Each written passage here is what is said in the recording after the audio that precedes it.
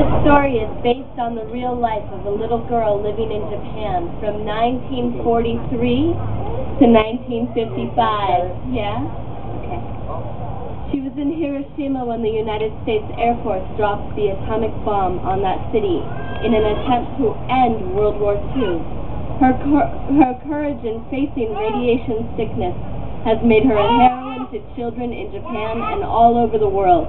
Here is the story of Sadako. Sadako was born to be a runner. Her mother had always said that Sadako could run before she tried to walk. One August morning in 1954, Sadako ran outside into the street as soon as she was dressed.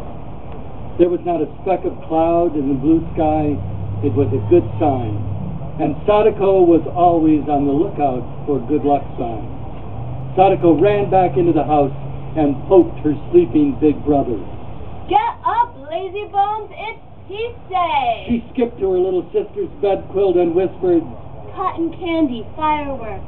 Get up, get up!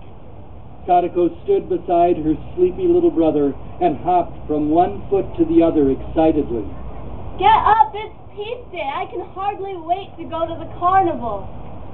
Sadako's mother spoke up from the kitchen. You must not call it a carnival. You are 11 years old and you should know better. Every August 6th is a Memorial Day. We remember those who died when the bomb was dropped on our city. You must show respect. Your own grandmother was killed that awful day. Oh, I do. I pray for her spirit every morning. Sadako's father gathered the family together and he prayed that the spirits of their ancestors were peaceful and happy. He gave thanks for his barber shop and his fine children. He prayed that his family would be protected from the atom bomb disease called leukemia. Many still died from the sickness even though it had been 9 years since the bomb was dropped. It had filled the air with a kind of poison called radiation that stayed inside people for a long time. After prayers and breakfast and cleanup and chores, Sadako stood impatiently by the door waiting for her family. She spied a fuzzy spider across the room. This was a sign of good luck. She carefully cupped it into her hands and carried it outside to set it free. Her big brother watched her and jeered. That's just plain silly. Spiders can't bring good luck. Sadako just skipped and hopped, gaily chanting, You just wait and see, you just wait and see. Finally, Sadako's family set out. Sadako ran ahead to the house of her best friend. They had been best friends since kindergarten. Come on, let's hurry so we don't miss anything. Don't be such a turtle. Why walk when you can run? The two girls raced down the street, but at the entrance to the Peace Park, people filed through the memorial building in silence. Sadako did not look at the walls lined with photographs of the dead and dying. They frightened her. She whispered to her friend, I remember it. The thunderbolt. There was a flash of 1,000,000 suns. Then the heat pricked my eyes like needles. I was little, but I remember. After the speeches at the close of the ceremonies, hundreds of white doves were released from their cages. They circled and twisted and flew into the freedom of the sky. Sadako liked to think it was the spirits of the dead finding peace and happiness. The day passed quickly. There was cotton candy to eat. And crickets to catch. And good food to smell. And fireworks to enjoy. At the end of the evening, the whole crowd carried paper lanterns to the banks of the river. A candle was lit in each one, and each bore the name of a relative that had died when the bomb dropped. They launched the lanterns on the river and watched them float out to sea like a swarm of fireflies against the dark water. Sadako lay awake in bed, that night, remembering her wonderful day and thinking about the fuzzy spider and the cloudless sky and all of the good luck signs. Summer turned to autumn and school started again. One day after classes, she bounded into the kitchen to see her mother. Guess what? I've been chosen for the relay team in my class. Just think, if I win, I might get on the track team next year at the junior high. From that day on, Sadako thought only of the race. She practiced every day, and even her big brother was impressed when he saw how fast she was. At last, the big day arrived. There was quite a crowd gathered to watch the relay race. Sadako looked at her father.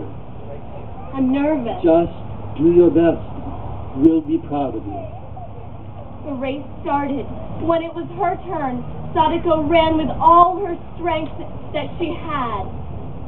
When the race was over, her heart still thumped against her ribs. Then she felt a little strange and very dizzy. Your team won, her family shouted. She shook her head, and the dizziness went away. Sadako practiced hard all winter. Sometimes after a long run, the dizziness would return. Then it got worse and wouldn't go away at all. She was frightened and didn't tell anyone about it, not even her best friend. On New Year's Eve, she wished for the dizzy spells to stop, and she started to feel a little stronger. Then one cool, crisp winter morning, Sadako was running in the schoolyard when she suddenly fell down. She tried to stand up, but her legs felt all wobbly, and she fell down again. Sadako's brother ran to the barber shop to tell Father. Father took her to the Red Cross hospital. A nurse x-rayed her chest and took a little of her blood for testing. The doctor asked a lot of questions while he tapped her back. 3 other doctors came to look at her. One of them gently stroked her hair. Soon her whole family was with her at the hospital. They listened to the quiet murmur of the doctor and their parents talking. Sadako heard her mother cry out. Leukemia? No, that's impossible. Sadako covered her ears with her hands. She didn't want to hear anymore. Of course she didn't have leukemia. The nurse helped her into bed, and her family gathered around her to say goodnight. Her mother promised to visit her every day, and her brothers and sisters promised too. The doctors want to keep you here a few weeks. Do I really have the bomb disease? The doctors just want to run some tests. That's all. Sadako just wanted to go home. A cold lump of fear was growing in her stomach, for she knew that some people went into this particular hospital and never came out again. The next morning, Sadako woke up in the hospital feeling lonely and miserable until her best friend burst into the room. Close your eyes and stick out your hands. She filled Sadako's hands with pieces of paper and a pair of scissors. All right, open your eyes. I've figured out a way for you to get well.